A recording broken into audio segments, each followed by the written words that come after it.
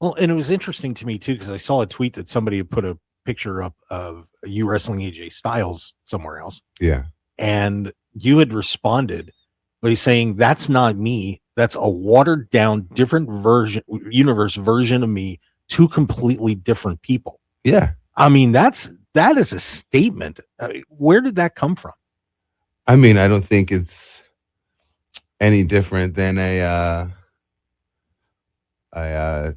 Marvel having different universes and different Iron Mans, different Captain Americas, different um, Spider-Man, you know what I'm saying?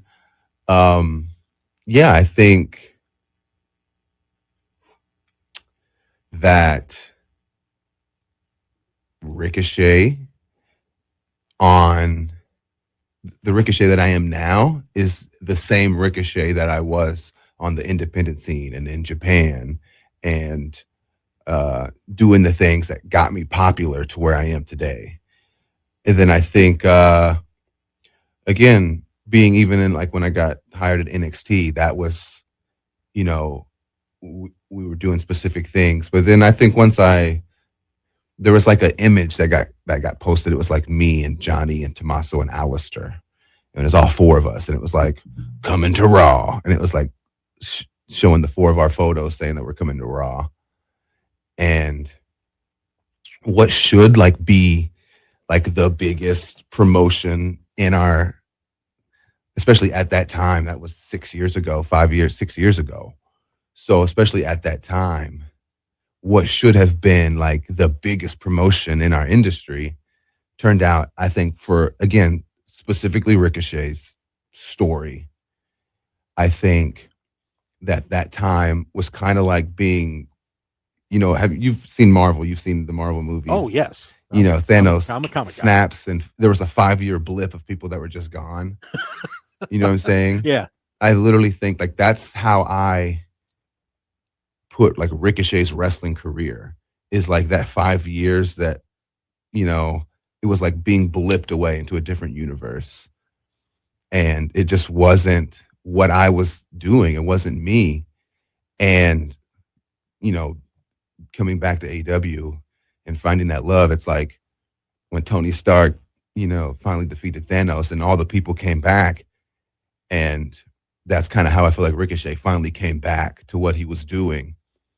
And I feel like that 5 years was just kind of blipped away. And kind of honestly, I already know how this is going to sound, and I already know how people are going to take this. But I think that the day that, we got called to Raw was like the worst thing that happened to Ricochet's wrestling career. Wow. You know what I'm saying? Despite, I met my wife there, I made friends, made memories. They had a crazy platform to put me all the positive stuff.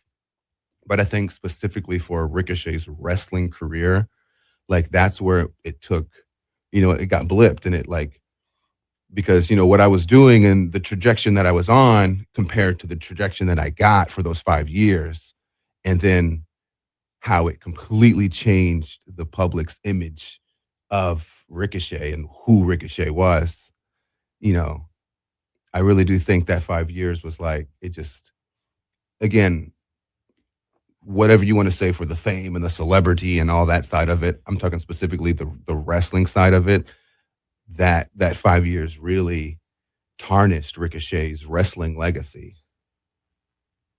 Wow. Well, we're glad to have you back. No, yeah, and coming back here really like it helped me find that love, it helped me find that passion, it helped me find that feeling that I used to get when I walked out there. It wasn't just walking through the curtain and being like, oh my, here we go again, like walking through the curtain, like literally like a job, like you go to your job and you sit at the desk and you're like, oh my gosh, like that's kind of the mindset that I was in for years. And then honestly, even when I left coming to AEW, like getting out of that mindset was a struggle. But luckily all the guys in the back were all good and stuff, except for now I got to see freaking Jack Perry's face. Ugh. I got to see freaking Swerve in the back.